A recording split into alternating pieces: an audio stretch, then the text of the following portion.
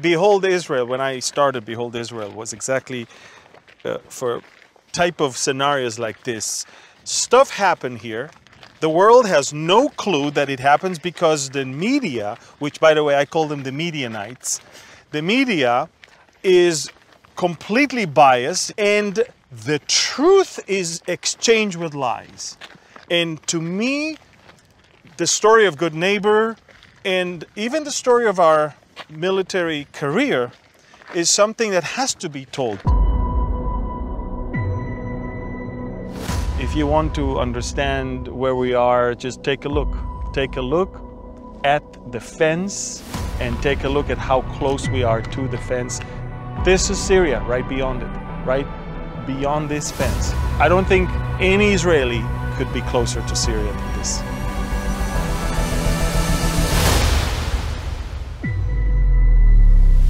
Minefield from the left, a minefield from the right. Basically, we're walking through a minefield. By the way, here it was also minefield. They cleared this. They cleared this one. Paved the road. So, yeah. You guys risk your lives in the narrow passage inside a minefield that the Syrians put here many, many years ago in order to save Syrians' lives. Isn't that it? I mean, to me, this is almost like unreal. Here we are. We are right now walking through. I mean, people need to see.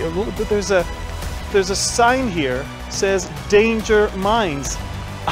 I'm not going to cross this one. There's a minefield right here, and on the other side, there's a sign that says danger mines. There's another minefield right there. We are walking through a safe area inside a minefield, and this is, I guess, where you guys brought the Syrian wounded people from. So just take a look. It's 150 meters from the fence.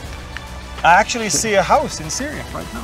Is that right? Yeah, this is a house in Syria, and you can see where is the big antenna. Yeah. It was an Al-Qaeda base. This antenna standing there was an Al-Qaeda base? Al-Qaeda base. Wow. They captured it from the UN. We are going down the fence, opening the fence in order to provide aid. You can see the huge fence, and then understand Al-Qaeda is watching you. So Al-Qaeda is there, the civilian population is over there. That's the fence right here. 2 kilometers to the south, it was an area controlled by ISIS. So ISIS, Al-Qaeda, Jabhat al-Nusra, Hezbollah. All the best friends. Yeah, minefields on both sides. And all of these obstacles did not stop you. Did not stop us. In a way, even by reporting that, right now, we're risking our lives. Exactly. So the Lord told Abraham, get out of your country, from your family, and from your father's house, to a land that I will show you. I will make you a great nation, and you shall be a blessing. And I will bless those who bless you, and I will curse him who curses you. And in you, all the families of the earth shall be blessed. And this is exactly why we came to this abandoned military bunker from the early 70s, a bunker that was built by the Israeli military after the Yom Kippur War. And we are with Lieutenant Colonel in reserves, Eyal Dror. Shalom, Eyal. Shalom, nice to meet you. Yeah, nice to meet you. In fact, we just found out not long ago that we served in the same unit for a short period. Not at the same time though, of course. And you have a tremendous story that basically shows how this nation that is in this part of the world is indeed a blessing to the nations around it.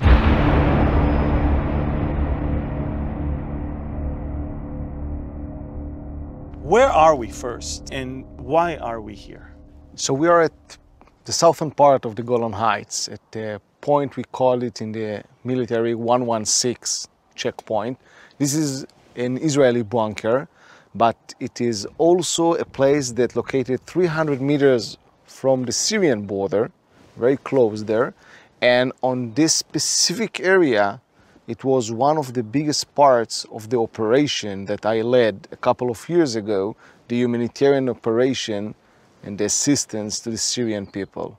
So what is the background story of the Israeli-Syrian border over the last 10 years? So Amir, in order to answer your question, I will take you 40 years ago, because some of your audience know that it was a terrible place and a terrible war between Israel and Syria back at the 70s, the Yom Kippur War.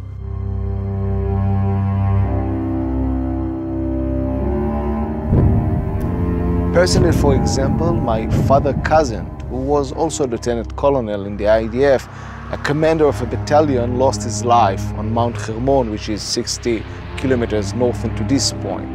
But since the end of that war, for 40 years, it was a very quiet border. Unfortunately for the Syrians, back at 2011, something bad happened. The Syrian civil war started as part of the Arab Spring. A terrible war. 1 million people lost their lives. 6 million became refugees. They had to escape from their homeland. And on the border, we saw 250,000 human beings, which their homes has been destroyed. People who were living without electricity, without water, with very short food. This was the situation in the last 10 years that Israel thought we should respond. Wow, so Israel cared about those that live on the other side of the border, but what was your role in this whole story? I was the commander of the biggest humanitarian operation led by the IDF, Operation Good Neighbor.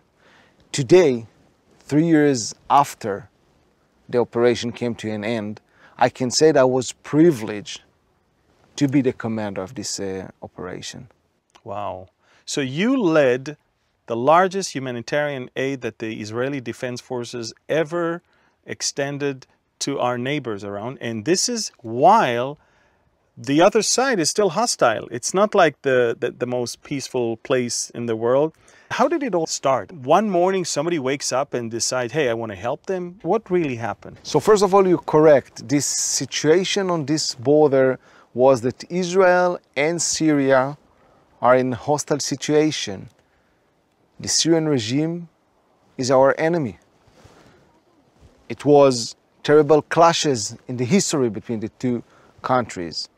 However, when we saw the Syrian civilians who are not connected to the Syrian regime suffer so much, and although it was an internal civil war between them, and although in this area it was captured by some of our best friends, let's call it ISIS, Al-Qaeda, Hezbollah, all the organizations that swear to kill us, the Israelis, to murder the Jews, Israel decided that we cannot sit behind a fence and to see people massacred. And this was the understanding that we should help the Syrians. Now, it all began back at 2013, while a little bit north into this area, some Israeli soldiers in the middle of the night saw some Syrians coming close to the border fence. Try to imagine the situation. 18, 19 years old boys, soldiers in the IDF, seeing Syrians coming closer to the fence. They have no intel about them. They do not know if they are terrorists. They do not know if they are people who is coming to the border in order to collect some intelligence about the Israeli soldiers. However, those soldiers saw that they are wounded, and they decided to open the border fence. On the spot? On the spot. It was a tactical decision, not a government decision at that time, to open the border fence based on their values as soldiers, as Jews, that if someone wants help, you should help him. So they take a huge risk to their lives, open the border fence, and save those people's lives. This was the first time it was a contact between Israelis and Syrians, and since that day, we continued night by night to serve humanitarian aid to the Syrians. So the locals knew that the Israelis would actually help them. By the way, I must say that Syrians were educated for years that we are the enemy. we are called by the Arabs, some of the Arab countries, some of the Arab leaders, as the small devil. So the Syrians knew and they were afraid from us. But from that night in 2013, while those Syrians came back, it was that Israel is not the enemy, that Israel is willing to help. And every night, for 3 years, they came to the border and Israel gave those life-saving treatment. And in 2016, the IDF decided to establish the project we are just speaking about, the Good Neighbor Project. So it took us 3 years from the moment the first wounded Syrian approached the border and was treated differently than what he thought. 3 years it took to the Israeli side to decide that we actually want to make it a national project, not just one by one thing. Exactly. It took us the 3 years for the Israelis and for the Syrians. Wow. During those years, we built the trust. Yes. The Syrians understood that Israel is not the enemy, and they understood that we are willing to give them help. Operation Good Neighbor, why I was chosen to serve as the commander to establish that program, my mission was to increase dramatically the humanitarian aid provided by Israel to the Syrian side. It means not just saving lives, but to think about all the opportunities that we can do in order to help those people. So here you are, arriving here on the first day. What was that first day like for you? Wow, very emotional. Because at this point, exactly, on August 2016, we did our first operation. By the way, I'm always using the term a humanitarian operation, not a mission, operation, because when you are as a soldiers going down the fence and know that the enemy is watching, is a military operation. Now, back at August 2016, we are arriving this area with a thought that we want to bring to Israel 50 people, 25 children with their mothers.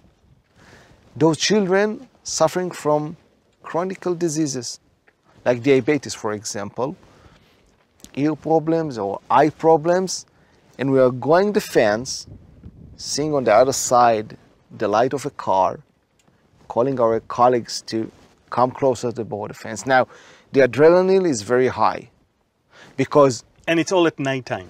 Nighttime. So we're 3 a.m. We're not talking about anything in the daylight. I mean, no. When the night falls, the action starts. Exactly. Wow. Exactly. The night is a very close friend. So you are going there at the night. By the way, it can be the summer, but it can be winter time. Winter here is brutal. And it's very rough, very cold, rainy. And you open the border fence, and again, the adrenaline, because I think the gap between what you are doing and the risk is huge, because you know that you are going to do something very good, but you know that the enemy, those Al-Qaeda, ISIS, might take advantage of this operation in order to hit your soldiers. So the adrenaline is high, and then you see the Syrian children. I'm a father of 3 children. When I was the commander of this operation, my biggest was just 6 years old. And what I saw in that first night is something that you cannot forget, because nothing prepared you for a girl crossing the border fence barefoot and her legs are bleeding. It's something that, and I'm not speaking from the position of a lieutenant colonel, I'm speaking from a position of a father, a human being. You cannot accept this.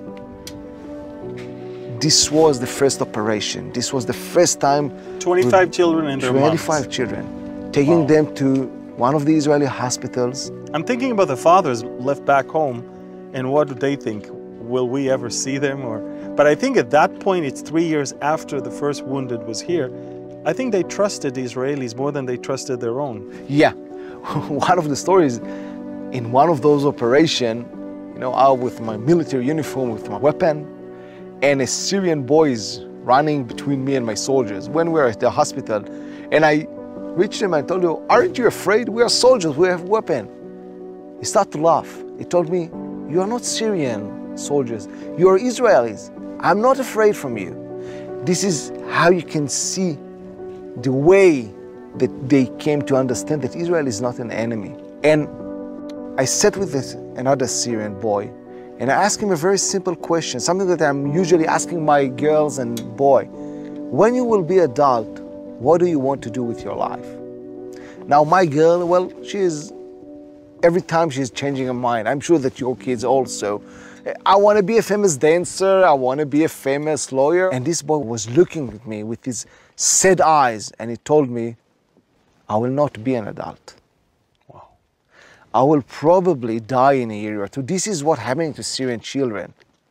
It's something that your mind as a human being cannot accept, because at that time, myself and my soldiers, we all understood a very simple thing. We understood that, yeah, there is Jews and there are Muslims, there are Israelis, there are Syrians. Before everything, we are human beings. And we did the right thing to do as human beings. We helped people. We saved their lives. We gave them hope. I'm sure it changed also our lives, not just the Syrians. To know that you provided help for a person in need. 1,400 children were treated during this operation, during this part of the project. And they got back to Syria. They shared their experience with their families, with their hamula, with their relatives. Israel is not a bad country. And they shared those stories inside, and the operation became bigger. More people wanted to enter Israel from faraway places, not from the villages 1 kilometer, even from villages of 40 kilometers inside Syria, asked to be treated in Israel. I see. Wow, that is amazing. And the operation kept growing and growing. How did it grow? I mean, from few children and mothers all the way to... We spoke about the children, it was 1,400. But I told you before that my mission was to increase the humanitarian aid. And I understood that the IDF cannot do it by itself. We found some NGOs, non-government organizations, that knows to do humanitarian aid. We found some Jewish organization, but the most surprising thing is we found Christian and even Muslim organization. Now, I don't know how many times in history Jews and Christian and Muslims collaborate together. I'm almost sure that it never happened while they have an Israeli commander. This was our team. Jews, Christians, Muslims, working together under the command of an IDF, an Israeli soldier, officer, in order to save Muslims' lives. Wow. It's almost hard to believe that an Israeli officer commands Muslim, Christians, and Jews to help war-afflicted zone that is very hostile towards Israel. It was hard to believe even to the Muslims when they arrived in the first time to my home base. Imagine the scenario: a Muslim who were living in Syria, go out from Syria 30 years ago, he's an American citizen, but he's a Muslim, he's a Syrian, and he's meeting an IDF officer and start to collaborate with him. When we're speaking about those NGOs, so not far away from this position where we are now sitting, less than a mile, an American organization built a field clinic.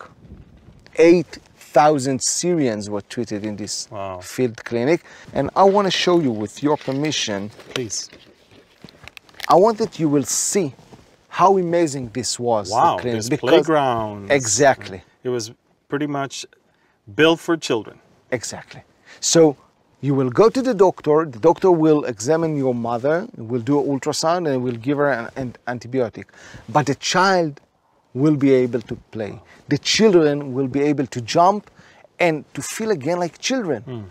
Was there any great opposition and attack from the other side? I mean, no one on the other side wants Israel to look good, and no one on the other side, and I'm talking about our enemies, wants Israel to reap the fruits of all of this and to help and be the one who provides, you know, all the remedy for this situation. Yet, tell me, how many times were you attacked? Thanks God, we haven't been attacked. Not at all. Not at all. But this is not the question. How many times have we been attacked? How many times it was possible to our enemies to attack us? And they didn't. And they didn't. 700 times.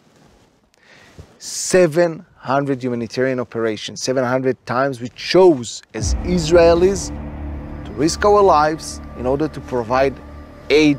And when you say risk our life, is going in? We should understand, we didn't go inside Syria.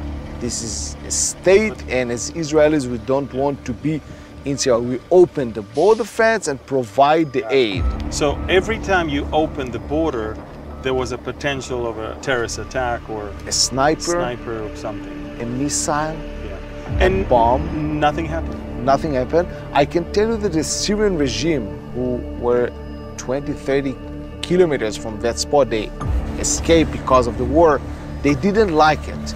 They threatened their people that they Not to come. not to come. We knew that Al-Qaeda is watching, we knew that ISIS is watching. How come Al-Qaeda did not attack? Okay, I will tell you about Al-Qaeda. Okay. They are not our friends. They do Not at all. they do not like Israelis. We can agree about it. Yep. But when we built a project, by the way, a project cost 50 million shekels, it's a little bit less than $5 million, of a maternity hospital from A to Z. 1,000 Syrian babies were born in this hospital. He was in one of the Syrian villages. We provide him by one of the NGOs all the equipment. And after a couple of months, the Syrian doctors built it. They informed me that they are going to do a celebration of opening the hospital. It was very amazing, and because we knew that a huge project has been done. And a day after, the Syrian doctor called me and we spoke, and I asked him, how was the celebration? He told me it was amazing. And I asked him, how many people were in this celebration? He told me a couple of dozens. And I asked him who they were. He told me everyone. So I asked him like a joke, will your friends from Al-Qaeda were there? And, you know, I knew that the answer will be no, of course no. They denied Israel, they do not like Israel. Everybody knows that it is an Israeli project. So, surprisingly, he told me yes, they were.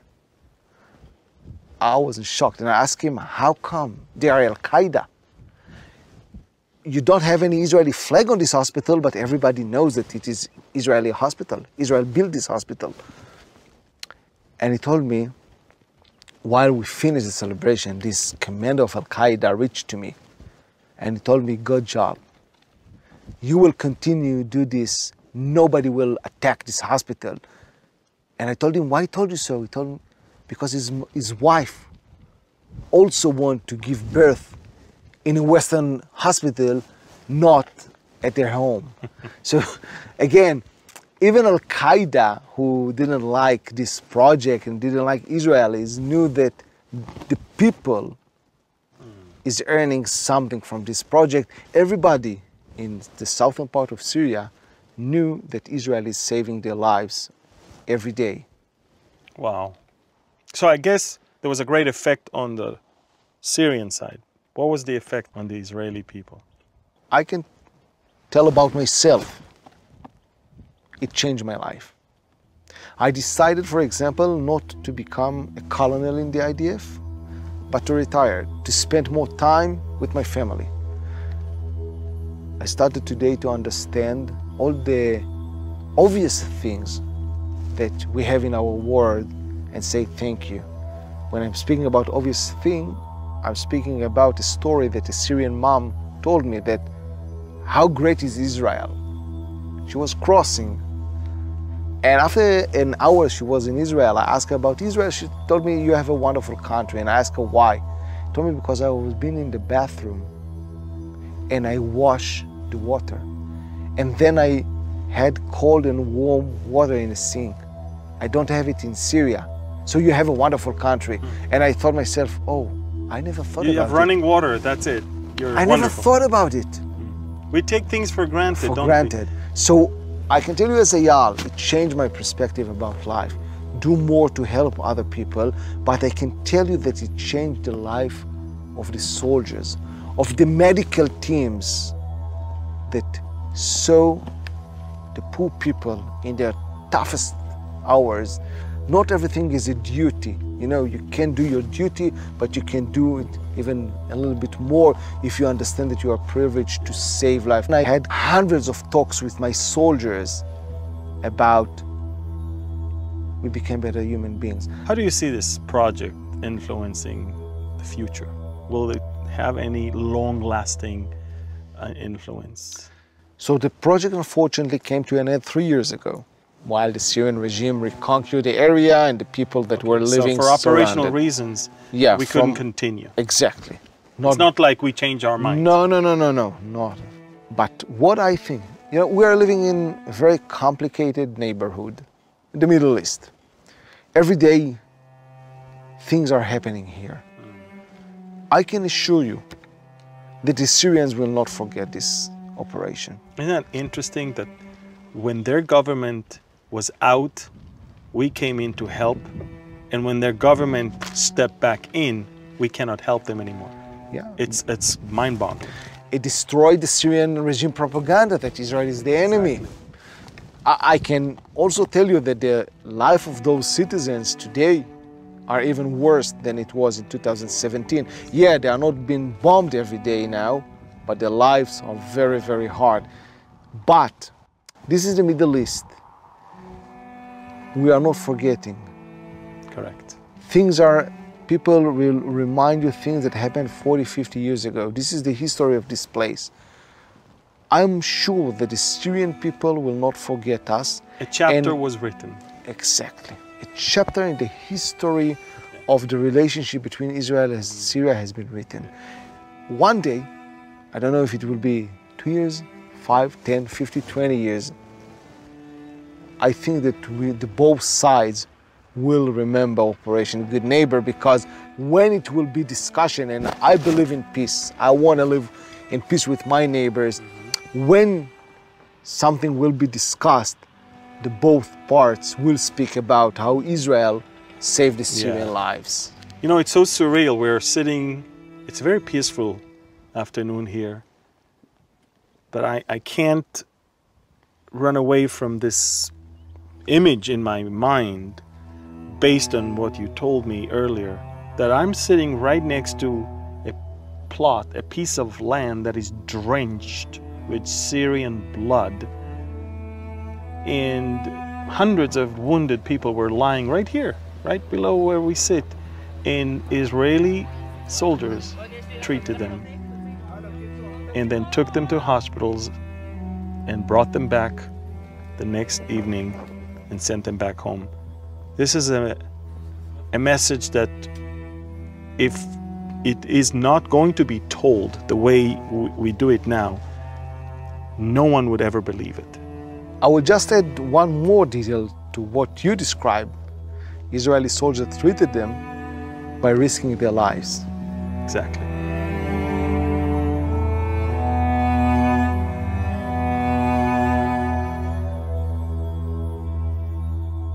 Two memories that I want to share with you. Okay.